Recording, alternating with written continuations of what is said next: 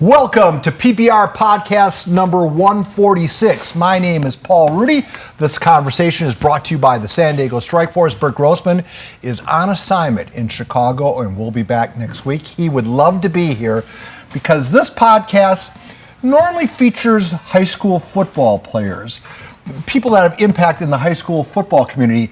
Oddly enough, you're one of those people. From Castle Park High School, Adrian Gomez, everybody. First of all, Merry Christmas. Merry Happy Christmas New Year. too. Thanks for coming in on what is a school holiday and one day after Christmas. But, young man, I can't think of, I interview high school athletes all the time who make an impact in their various communities. I can't think of a youngster who's made a bigger impact than perhaps you had at Castle Park. So we'll start the conversation there. Tell us about the school conditions at Castle Park as it relates both not only to athletic facilities, but just the condition. How old is that school? That school was established in 1963. So it's old. It's like me. It's old. and like me, it shows its wear and tear, right? Correct. Tell us about it. I mean, if I walk through that campus, what's the first thing I'm going to notice? So a lot of people have, even when we had our parent meetings, people walk in and people took pictures. We had a parent meeting at our student union. They saw, the rotted wood in the student union. Surprisingly enough, that same student union, there was a storm. The window cracked. There was a huge leak. The whole student union was flooded. One day, one of our classrooms during that storm, I think this was last year or 2 years back, one of the ceiling tiles fell, and you could see the water damage, and that class had to go into the student union temporarily, but then the student union started leaking. So it's just things like that. The building, the foundation is it's not fit to be an educational, campus. There's the library is in really bad condition. Some of the lights, by now, after all the outrage and public outrage, a lot of it has been fixed. Minor things have been fixed. Obviously, structural things haven't, but there are plans for that. So just small things like that, just to add to it. How we noticed it working on the Prep Picks report, and I have to give my colleague Bert Grossman a lot of credit here, because before it was vogue to be critical of some of the South Bay facilities, because not all South Bay facilities are in disrepair. Definitely not, no. And we'll talk a little bit more about that as our conversation goes on. But he was beating the drum about playing fields, and like Chula Vista's field, Castle Park's field. A lot of the fields just weren't suitable, be it soccer or to play tackle football on. Exactly. Would you agree with that assessment? 100%. I agree. We're the last 4 schools in our district: Chula Vista, Castle Park, Mar Vista, Southwest, that don't have turf fields. And you can feel the difference. Going to a turf field, it's nice. It's nice on your feet. You don't have to worry about potholes. You don't have to worry about mud. You don't have to worry about twisting your ankle. But here at Castle Park, we always keep that in mind. We always have to the name that. Cow pasture comes. It just seemed more suitable for grazing of animals. Yeah, exactly. And so that's what we started to beat the drum on. And then it became. Then you entered the picture. Mm-hmm. Explain why it was important for you to beat the drum. Yeah, so there was an account created, and I saw that account, and I was like, yeah, I've always known. I feel like I was a little blind to it at that point. I've been going to Castle Park for football games since I was 5 years old. I was in flag football, tackle football. We played all our games there. That was our home stadium, and I feel like I was blind to it because I just had been surrounded by it so much. That's what you know. Exactly. So I was like, you know what? Like, I saw the pictures, and even the pictures, looking at the pictures is like, wow, like I didn't really put that much thought into it. So I was like, like let's try to do something about this. Like, if I want to leave an impact on my community, this is probably the biggest thing I can leave an impact on, because this is a real thing that's happening, and it's a real problem for our students and the future students and the students that have graduated already. They had to deal with that. So yeah, I saw the post. I saw Bert talking about it, and I was like, you know what? Like let's just spread awareness to the community. And what was the first thing you did? The first thing I did, I'm trying to remember. I'm pretty sure I messaged the account, and I was like, listen, like I really agree with what you're fighting for. And then I began talking to some teachers, some staff, talking to some students about it. How do you feel about this? How do you feel about that? What do you think we should do? And then one day a news channel reached out to the account, and the account asked me if I would be down to go on an interview, because that account they want to be anonymous. So I was like, you know what? Yeah, I've never been on TV before, but I could do it if I want to make an impact, I want to be on the news. So then I did that. And then you started showing up on KUSI on a pretty regular basis. I know other stations got involved. Is it safe to say KUSI was the loudest voice? Definitely. I've been on KUSI on-street interviews in front of the school. I think we did about three or four. And then in the studio, I've been here like 5-6 times. You guys have really blasted this out there. And it has a lot to do with the high school football show. A lot has to do with Bird, and a lot has to do with the fact that we're just a real super local station. Yeah. And this issue appeals to a lot of folks because it's an educational venue, and it should have. It doesn't have to be a shiny palace, but it has to be safe, and it has to be clean, and it has to. Things have to work. Yeah. And I don't think that was Castle Park, or I can't speak to it now, but back when we were taking our initial tours, it was in disrepair. Yeah, and I would still argue that some aspects of it are still in disrepair. But there is good news on the horizon. It was released. The reason why you're sitting here today is because there's going to be a $42 million project on our campus. Not only getting us a turf field, but they're also planning getting a new quad and a whole 2-story building to add 7 classrooms in. Yeah, I think a lot of people interpret it as it's going to be a $42 million stadium. No, definitely not, no. That's crazy. Yeah, if we would only, and I wouldn't even support that unless, of course, another 42 is being pumped into the school. But you're going to get a suitable football field and some upgrades in the academic world. Not only that, last time I came on, I forgot to mention that it's not only Castle Park receiving a football field and campus modifications. Chula Vista, Mar Vista, Southwest, they're all part of this big bond. From what I see, they're all getting fields. They're all getting quad renovations or whatever building renovations they need. So it's not only Castle Park that's $42 million. It's going to be $42 million for Castle, then around the same for Chula, around the same for Mar Vista. So that's what I seen, and we're super excited to hear that we weren't only able to help our campus, we were able to help the entire community, different schools, to be able to fix this problem that they're the only ones without turf field. So finally that's going to get fixed. How does that make you feel? It's great to know that the future generations, we're just taking a little bit closer to being equal throughout the entire community. And no one can accuse you of being in it for yourself because you'll never experience it. No. I'm graduating this June, so. Right, so it's not like you did it for you. You did it for, you're paying it forward. Yeah, 100%. I won't be able to see, funny enough, they're starting construction on the field the day after my graduation. So I'm glad we're able to graduate on our field, on our own turf, but metaphorically. But it'll be cool to be able to come back to Castle Park and be like, I was a part of that, and I was able to help the students. You should get a statue, dude. You should get a statue. I'm being serious. I mean, because all right, let's put it this way. Do you think this would be happening without the ruckus you guys? Definitely not. I don't think people had stayed quiet. They would just definitely not. People in power don't act until the community speaks out about it. So I definitely don't think it would have.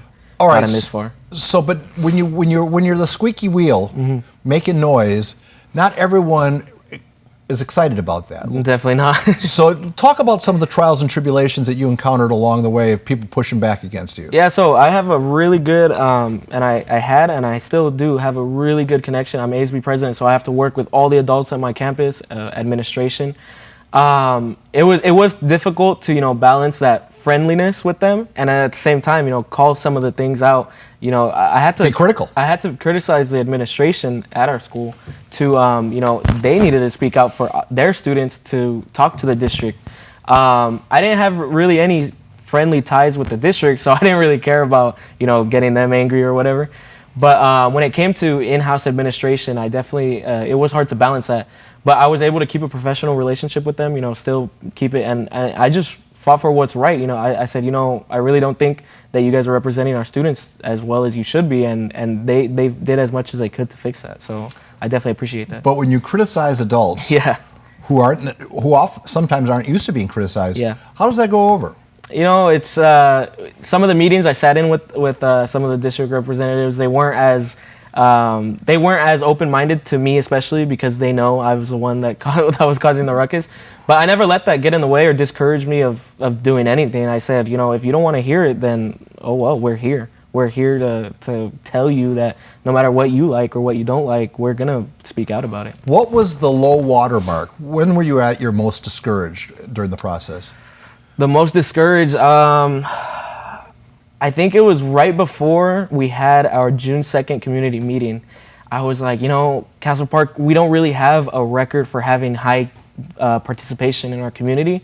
I remember sitting in the living room with my parents, and I was like, I just hope this goes good.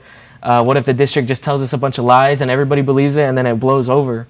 And then the next day, 200 plus people showed up. We had 5-6 news stations, a line of cameras in the corner. And I was like, wow, like our community cares, and we came together.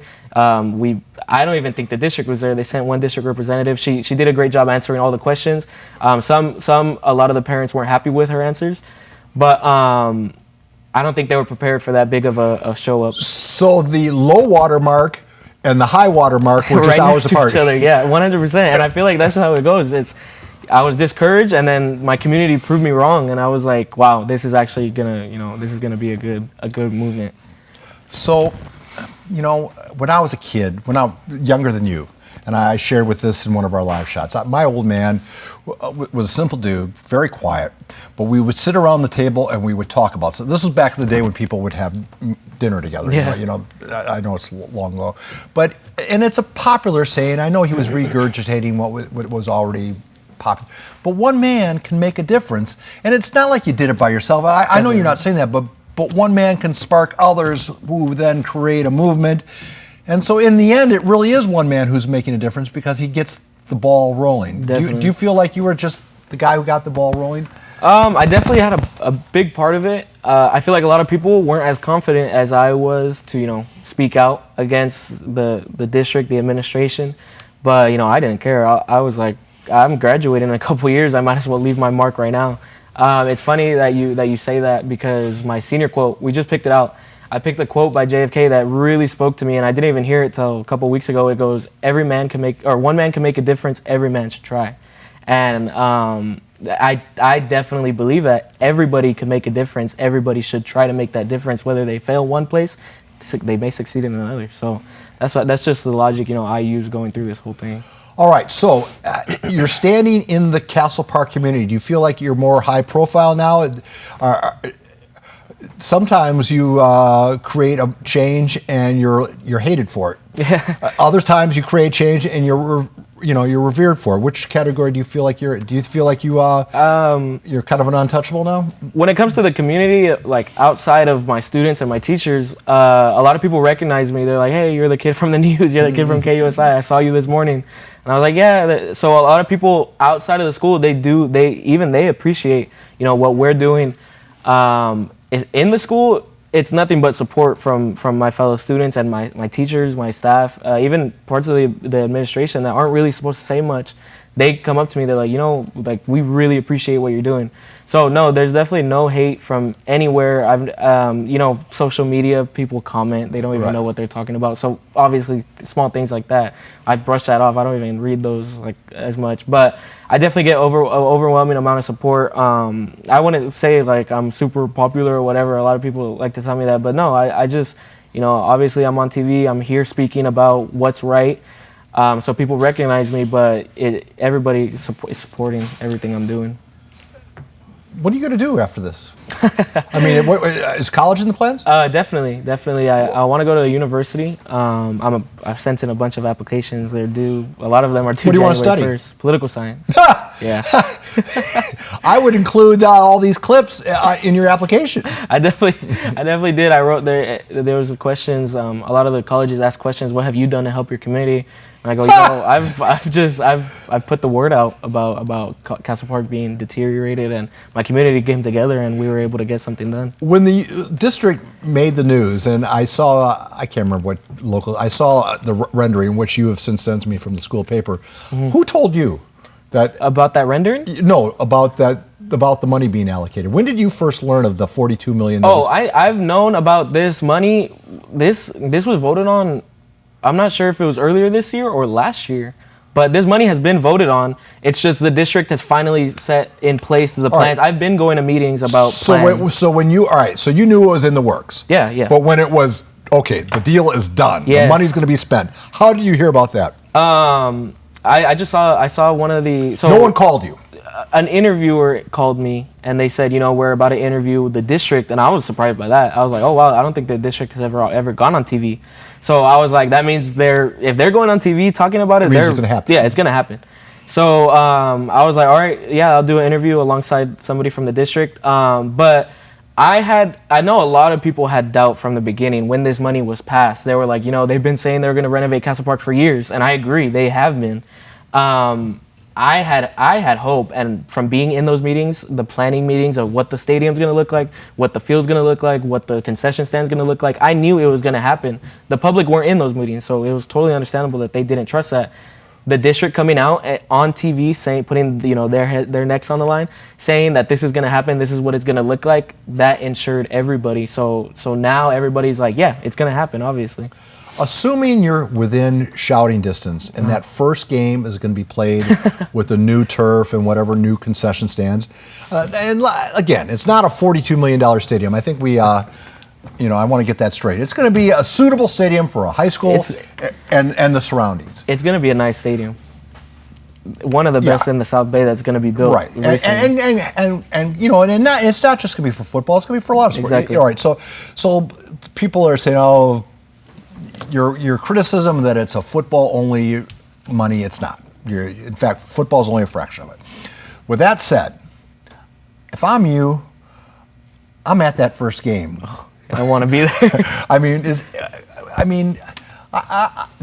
I would fill up with pride at that first game. Is that you? I'm asking you to describe emotion you haven't yet felt. What's it going to be like at that game, that first game? I think that first game, I'm really going to be able to all these plans, blueprints. It's a vision right now.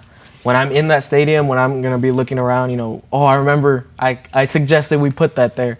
I remember, this should be a good material, good color for that. I'm going to be able to look around and say, you know what, this is what we did. This is what my generation, my community left for the future and, years to come of Castle Park being rebuilt. So, look it up. I've already kept you longer than I said. All right, give me 3 more minutes. I'm here. Well, I want you to get to your holiday, and the old man's over there, and I don't want to get mad at you. Give me 3 more minutes. Yeah.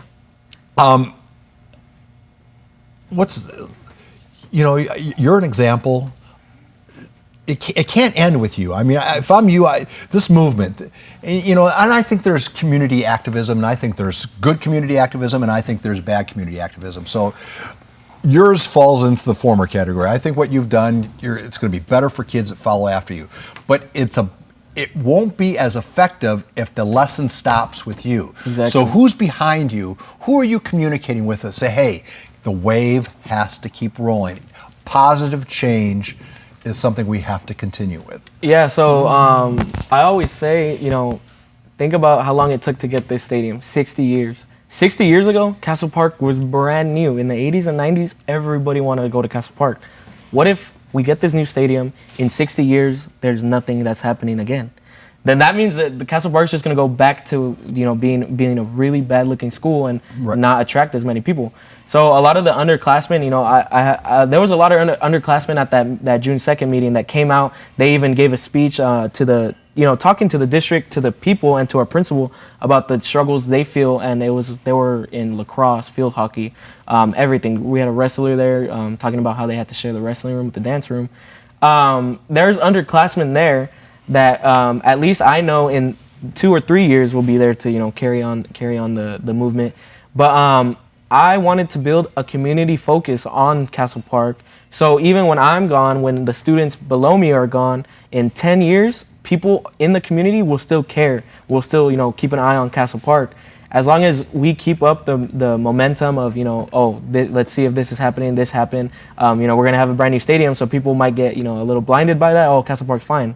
In 20 years, I hope that the community will still be able to hold the district accountable. And not only that, I hope the district looks back at what happened 2 years ago, this year, last year, and say we don't want that to happen again. We don't want the community to distrust us. We want to keep an everlasting bond with the community, and hopefully they just continue promoting equality throughout the district. Brilliant. So as we wrap this up, speak to you don't realize it because at your age you just don't. But there are people that are younger than you that are looking up to you and seeing what you've done, and maybe they're jealous of the attention and they want that. Maybe there are those who are generally motivated to, hey, if he can make change, I can make change. Speak to those kids right now before we wrap up this conversation. What's the lesson learned? If you know that you're fighting for something good, if you know that what you're fighting for will not, bring down anybody, it'll only improve the state of being of your community, of the people you care about, fight for it. If you fail, oh well, as at least you tried. Keep trying. I didn't ever think that I would get $42 million from my school. But here we are, I'm sitting on the PPR podcast, celebrating that. So all I have to say is, what's the hurt in trying? Just throw yourself out there, make sure you're smart about it, do it in a smart way that everybody will, ride along with. Just keep trying, don't get ever discouraged. You and I are similar in that, or at least in my case, I'm considered the face of the Prep Pigskin Report, and I've gotten very good at taking bows, taking credit for other people's work. The Brandon Stones and Allison Edmonds and the Nick James and Bo Furtags and all Bree Savants, all these people that work on the show, Chase Isadora, they work as hard, if not harder than I do, and I'm the one taking the bows just because I've been around for 25 years. I want to rectify that for you. Who else, I promise, last question. No, it's totally last question. Who do you want to thank? I definitely, first and foremost, my parents, throughout this whole thing, instead of them, oh, that's cool, son, that's cool, keep doing that. They were, okay, how can we make this better? How can we do this? How can we do that? What should we do? Where should we go? What should we say? So definitely want to thank my parents. Without them, I would have had the ideas I had. I wouldn't have been motivated to do this. I want to thank, the administration, the staff that, behind the scenes, they support me because they might be, afraid of whatever, taking precautions. But I want to thank them for their support. I was able to go to school knowing that I was surrounded by people that really cared about what I was doing instead of, oh, you're making our school look bad. So I want to thank, they know who they are. I want to thank, the students for supporting this whole movement, the coming together, speaking out when they needed to, showing up to that meeting. The students are the voices that really matter. We're the ones in those seats. We're the ones on that field in the library. They definitely did their part. And finally, I want to just thank the community for, trusting me, a 16, 15-year-old at that time, for trusting me and looking at me on TV and being like, maybe he does know what he's talking about. I know it might be hard to do that nowadays. So thank you to the community just for, riding along, never giving up, showing up when asked. Without the community, nothing is possible. If it's just one man can't really make a difference by himself. One man could lead a group of people to make a difference and, speak to those that are in charge. Young man, it has been an honor to know you over this, and I hope this does not end. Definitely not, no. I hope that 5 years from now, we're still talking on a regular basis, and because I can learn something from you. I already have. So I'm going to let you get back to your holiday and enjoy the new year. Pop, thank you for sharing your son with us. We appreciate it. PPR Podcast 146 has concluded. Turn off the machines.